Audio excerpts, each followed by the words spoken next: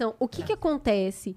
Como cada semana a gente recebeu umas 600 pessoas diferentes no Mamilos. Toda semana tem 2 especialistas. Cara, cada semana a gente levanta da mesa e fala, não tem como esse país dar errado. Olha esse sujeito. Esse cara é muito bom. Olha o que esse cara tá pensando. Olha o material intelectual que esse cara tá produzindo. Tá ruim, mas tem muita gente boa. Então, assim, a gente já... comprometida, né? Que quer fazer dar certo. A gente tá Foda falando que elas não tanto... estão no poder, né? Mas, cara, algumas tão, é que, assim, cara. A gente tem política o dia inteiro. A nossa vida, a nossa existência é política. Mas existe a política partidária. E são coisas diferentes. Essas político, pessoas né? estão no poder. Né? Quando a gente recebe a Denise Ornelas, que é uma mulher negra, médica, que está à frente de uma área grande no SUS, em São Paulo, e na linha de frente da Covid, e ela senta e ela fala. Grávida de 8 meses na linha de frente do Covid, cara. Caraca, brava. Aí você fala assim, brava. cara, e aí ela... Quando a gente fez o programa com ela foi antes, ela tinha ela tem 3 filhos, esse é o 3º filho dela, e ela contando pra gente, Denise, criança, hospital, o marido também é médico, e ela assim, não, já troquei fralda de cocô de criança em mesa de reunião, resolvendo as coisas. Aí você fala, é isso, é essa mina. E aí senta o cara de política exterior, que você fala, é esse cara. Então, a gente tem produção intelectual nesse país de altíssima qualidade. Não tem como você ter a síndrome do vira-lata conversando com as pessoas que a gente conversa, sabe? O Brasil é referência em um monte de coisa. Fala daquela mina do como é que é? Do Guia Brasileiro Alimentar? Eu não Nossa, gente. A gente foi fazer um programa que se chama Como Comer Bem.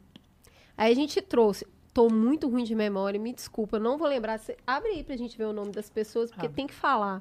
A gente recebeu 2 pessoas. Um cara que tem ele faz um trabalho de... Ele tem quase uma quitanda, tá? Ele tem a gente hoje está trabalhando no Brasil já com o conceito de deserto alimentar. Então, o que é deserto alimentar? É 2 quilômetros do raio da sua casa, não tem nada... frugal, não tem nada fresco para você comprar. Então, assim, o lugar mais próximo só vai vender industrializado. Para você comprar uma maçã, uma banana, uma couve, você tem que ir além de 2 quilômetros. Ou seja, você não vai a pé, entendeu? Isso é um conceito de deserto alimentar. Você não tem dinheiro, você tá fudido. Isso, e a gente já tá passando por isso. Esse cara tá dentro de uma periferia aqui de São Paulo. É o Armazém Orgânico. Da Agência Popular Solano Trindade. O nome dele é Thiago Vinícius. Thiago Vinícius. Vinícius. Muito foda, cara. Você viu o trabalho que ele faz de cultura alimentar dentro dessa periferia? É um negócio transforma. Ele é de lá. Ele montou o negócio lá e ele transforma a vida alimentar daquela população. E aí quem é? Maria Laura Lousada. Cara, essa mina. Ela é doutora em nutrição e saúde pública e ela ajudou a formular o Guia Alimentar para a população brasileira. O Guia Alimentar é a coisa mais fascinante que eu vi nos últimos tempos, porque o simples é muito difícil de alcançar. Se eu falar um negócio aqui que qualquer um entende, é uma mágica, é difícil. O Guia Alimentar Brasileiro, ele tirou todas aquelas classificações de carboidrato, de proteína, ele tirou tudo aquilo e ele dividiu os alimentos em 3. Então, você tem os naturais, que é tudo aquilo que estraga, se não tiver na geladeira, e estraga muito rápido, tudo que é natural, tudo que é semi-industrializado. Então, por exemplo, o arroz, o feijão, eles passam por um processo de industrialização, mas muito básico, e o hiperindustrializado. É tudo ali que meio Bolacha. que tá na maior parte do supermercado. A lataria, a salsicharia. São os produtos menos saudáveis que tem, né? São só esses 3. E aí a ideia era ter um triângulo no que é fresco, 2 no que é semi e 3 no que é hiper. E aí, a partir disso, você só fala com a população. Você precisa comer muito mais o que tem um triângulo e evitar ao máximo o que tem 3 triângulos. O trampo é esse. E aí, o guia é gigante. Ele tem toda a justificativa, todo o trabalho científico para isso. Esse guia é reconhecido no mundo inteiro. Que legal. Todo mundo baba ovo para esse guia, Porque ele é foda. Virou referência, mudou o guia de vários países por causa desse guia. Foi o primeiro a fazer essa classificação. Hoje, isso já é básico no mundo, entendeu? Maneiro. Porque a gente contou. Brasileiro e aí, fez. você olha pra isso e fala assim, cara, esse país não tem como dar errado, olha esse negócio foda. Então, eu acho que a gente tem que olhar pra esse Brasil que dá certo, olhar pra essas pessoas, e aí você vai falar, essa mina tá no poder. Porque dentro da estruturação desse guia, ela estava. Ela é política demais dentro da área dela. Bom, mas se eu quiser ser o meu advogado diabo, a gente pode perguntar qual que é o impacto do guia realmente nas pessoas que não têm acesso à informação. Não. O que o guia faz? O guia muda, por exemplo, toda a alimentação das escolas mudou por causa desse guia. Ah, entendi. Isso é legal mesmo. É isso que eu tô falando, assim. A Cris citou a Denise Ornelas do SUS e tá citando esse guia, porque, assim, a gente poderia citar a educação também, a gente olha pro lugar da falta. E é fato. Falta um monte de coisa. Só que acontece se você olha da onde a gente veio para onde a gente tá, em termos de políticas públicas, o Brasil se organizou pra caramba. É que é muito grande, muito pobre e tem deficiências muito sérias. Porque a gente é gigante. Mas falta a gente conhecer e popularizar não só o que não funciona, mas assim, da onde a gente saiu, o que a gente já fez e o que a gente precisa fazer. E quais são as estratégias para fazer isso. Porque aí, Monark, não é muito politizado, não. Por exemplo, um assunto que sempre dá pau, que ninguém concorda e que é uma das grandes coisas feitas para radicalizar discurso é segurança pública, certo? Vamos discutir segurança pública? Tá bom. Então eu vou procurar um convidado que pense de uma maneira para botar de um lado e de outra maneira para sentar do outro lado. Gente, séria? Tem não. Sabe por quê? Porque tem um monte de consenso. Fora do holofote e fora da política, quem trabalha mesmo não vai falar que tem que matar, não vai falar que vai resolver o problema da penitenciária com brutalidade policial. Não tem policial sério que fala isso. Entendeu? Sim. Porque o que a galera fala? Cara, quer saber o que diminui violência? A gente tem aqui, ó, em todos esses estados, o que aconteceu foi, coloca policiamento aqui, coloca monitoramento aqui, coloca isso, aquilo. Isso já diminui em X% não sei o quê. Então, assim, tem um monte de coisa, em um monte de área. Óbvio que tem ideologia, claro que mas é uma outra camada. Por quê? Porque da onde a gente veio, a gente já caminhou. O que a gente precisa fazer para chegar? Porque a maior parte de nós concorda em para onde a gente quer ir. Tem muita coisa básica que a gente precisa melhorar. Sim. E a estratégia para chegar lá...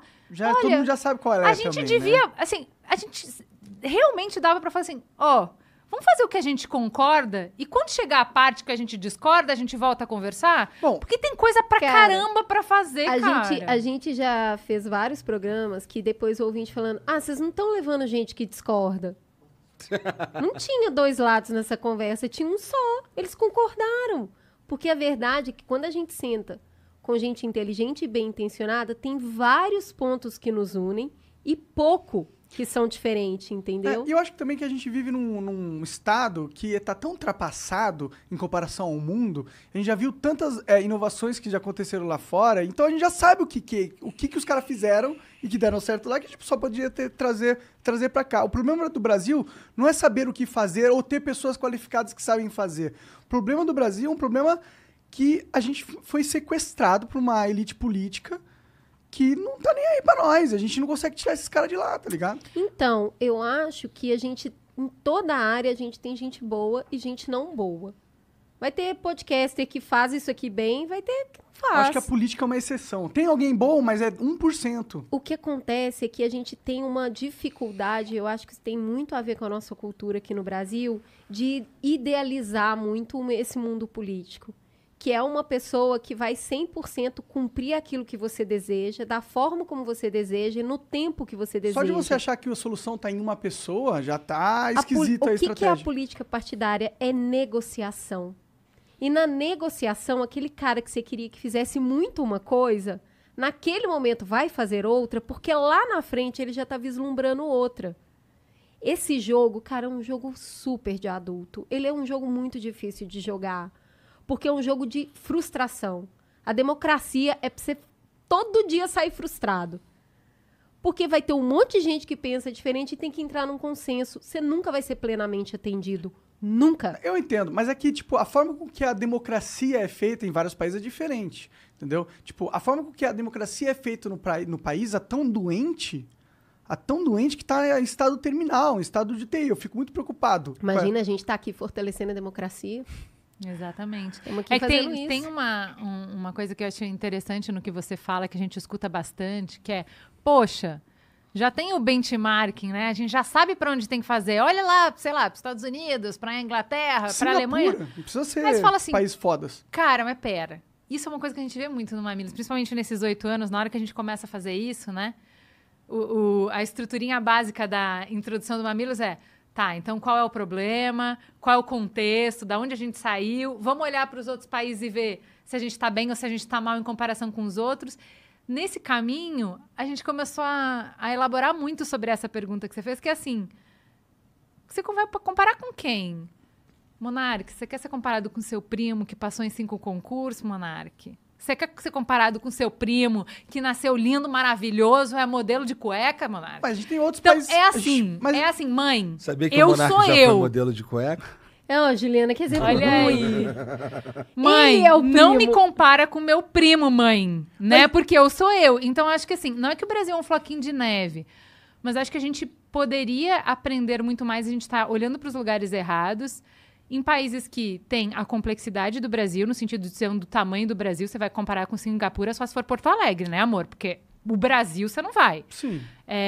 Comparar com países que têm a grana que a gente tem, as complexidades que a gente tem, e existem. Então, tem bons exemplos, entendeu? Mas tem países que têm a mesma complexidade. É que, tipo... Tem, claro que é tem. difícil a gente ter noção de o que é o que na vida que a sem gente fazer tá se algumas co- comparações, entendeu? Cara, a gente Isso. se compara demais com a Europa e a gente é muito parecido com o continente africano. A gente veio de lá. A gente é muito mais jovem que a Europa. Pô, Né? e não é só questão de idade, não. É a composição aqui no Brasil, e eu acho que o Brasil é esse lugar difícil de ser reproduzido, porque ele é um lugar que foi criado em cima da violência. Então, os portugueses chegaram numa terra que já tinha dono e tentaram, até hoje estão tentando, dizimar os donos dessa terra. E a gente ainda chama isso de descobrimento. Descobriu quem, né?